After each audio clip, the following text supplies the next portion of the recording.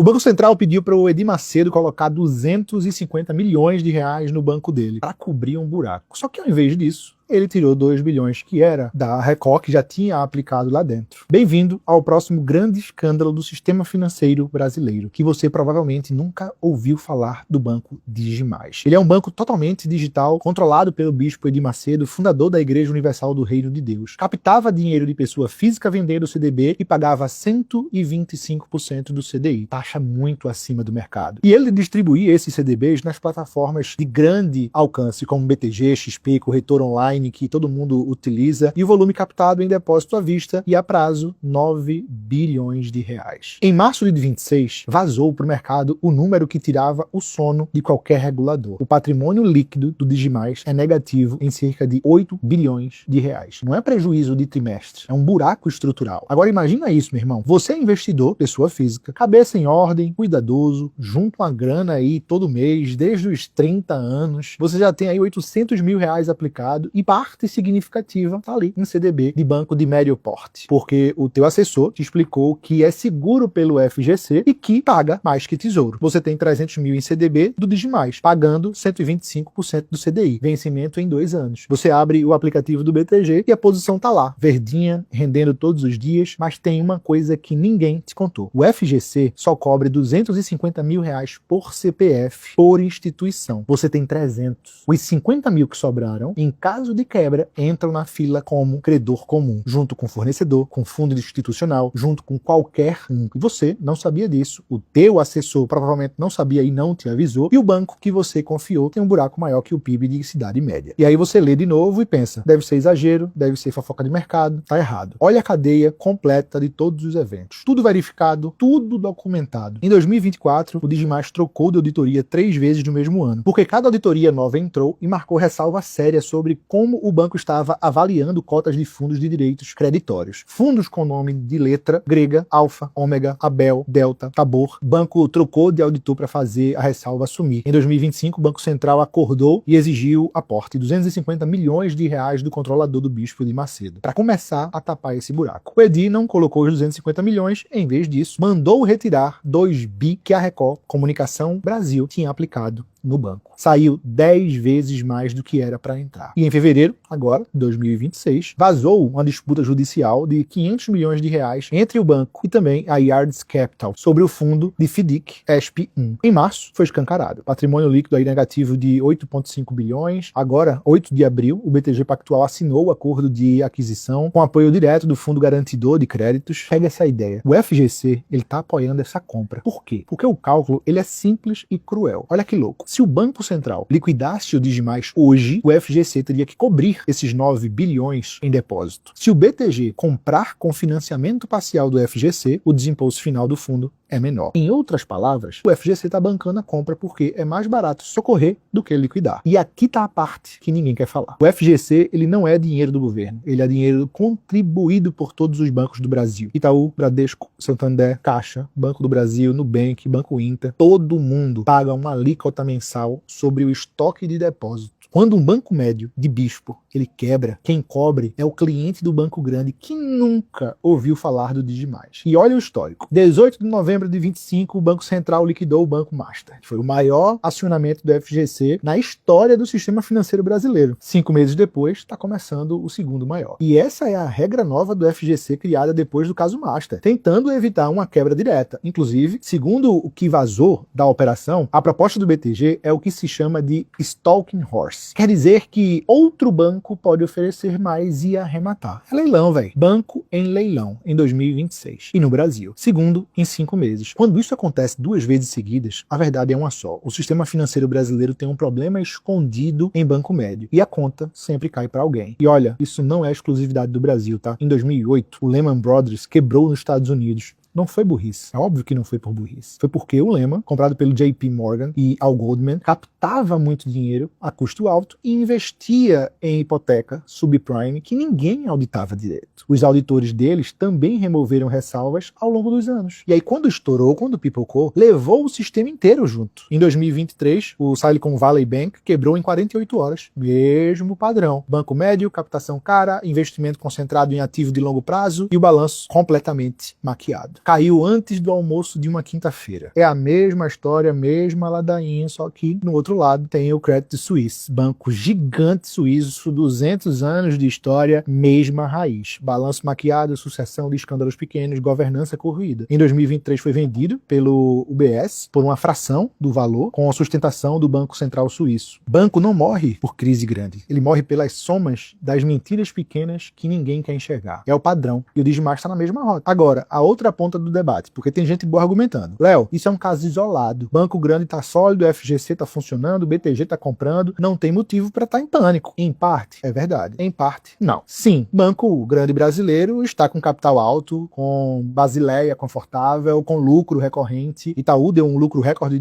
em 2025, o Bradesco também deu, o Banco do Brasil também, mas olha o detalhe, o Banco Master e o Digimais não foram surpresa para quem leu o balanço. Quem leu, viu. O problema é que ninguém lê balanço de banco médio. O assessor não lê, o cliente final não lê, o distribuidor não lê, o analista que cobre só cobre contas grandes. Então a regra é uma só. Se o CDB paga muito acima do CDI e o nome do banco você nunca ouviu, presume que tem alguma coisa errada até que se prove o contrário. Nunca concentre mais que o limite do FGC nesse banco. Isso vale para 2026, não vale para 2005. Isso já aconteceu antes várias vezes e o padrão dói porque é sempre o mesmo. Anos 90, Bamerindos, Nacional, Econômico, bancos médios brasileiros que captavam caro, investiam em projeto duvidoso e o balanço era maquiado. Quando estourou, gerou o PROER, bilhões de reais públicos para sanear o sistema. 2010, Pan-Americano, maquiagem de balanço descoberta, Caixa Econômica entrou de cabeça para poder socorrer, o pessoal pagou caro. Agora, 2012, o BVA, liquidação extrajudicial, Cruzeiro do Sul, no mesmo ano de 2012 também, com liquidação extrajudicial. 2013, tem o Big Bank, vendido para um banco chinês de cabeça baixa. 2025, Banco Master, liquidado. E 2026, agora, o Digimais, e já está em leilão. Toda vez que vem o ciclo, a história se repete. Banco médio promete, uma taxa absurda, pessoa física vai lá, compra, auditor se cala, regulador acorda tarde, FGC paga a conta e o sistema bancário sai mais concentrado e os 5 grandes ficam com mais clientes do que antes. Isso não é coincidência, é como o sistema financeiro brasileiro funciona. E essa é a parte que ninguém está falando. Existe uma regra de ouro para qualquer pessoa que toca dinheiro, seja CEO, investidor ou dono de empresa pequena. Se a remuneração está muito acima do mercado, o risco está muito acima do mercado. Não existe almoço grátis. Quando alguém te oferece 125% do CDI, você não está ganhando rendimento maior, você está ganhando uma prêmia de risco, que é o jeito elegante do mercado dizer: tem chance de você perder tudo. E essa regra, ela vale para muito além de CDB. Ela vale para o fornecedor que te dá um prazo absurdo de 90 dias, quando o resto do mercado dá 30. Vale para o cliente que aceita seu preço 2 vezes mais caro sem reclamar. Vale para o funcionário que aceita salário 30% abaixo do mercado para trabalhar com você. Toda vez que alguém aceita uma condição que está fora da curva, pergunta por quê. A verdade é essa. Gestor bom não persegue rendimento, persegue entendimento do risco que está assumindo. Se você gosta de entender o jogo por trás dos negócios dentro do mercado, me segue aqui e manda esse vídeo aqui pro teu sócio que precisa ouvir isso. E olha, isso vale para muito mais do que pessoa física com CDB. Pensa na tua empresa, pensa como um todo. Fica essa reflexão, essa provocação para você. Quanto que você tem em conta corrente de banco médio, em conta de cobrança, em folha de pagamento? Muita empresa de médio porte trabalha com banco menor porque negocia tarifa, porque tem gerente atencioso, porque dá crédito mais fácil. Ótimo, mas pergunta uma coisa aí pro teu CFO agora, hoje à noite. A gente está concentrado em quais bancos? Qual é o limite do FGC para cada um? Se um deles for liquidado amanhã, qual é o nosso risco? Eu garanto que 90% das empresas brasileiras não sabem responder a essa pergunta com precisão. E a hora de descobrir não é quando o banco fechar. É hoje, com um cafezinho, concentração em banco menor, é confortável até o dia de parar de ser. A pergunta que importa não é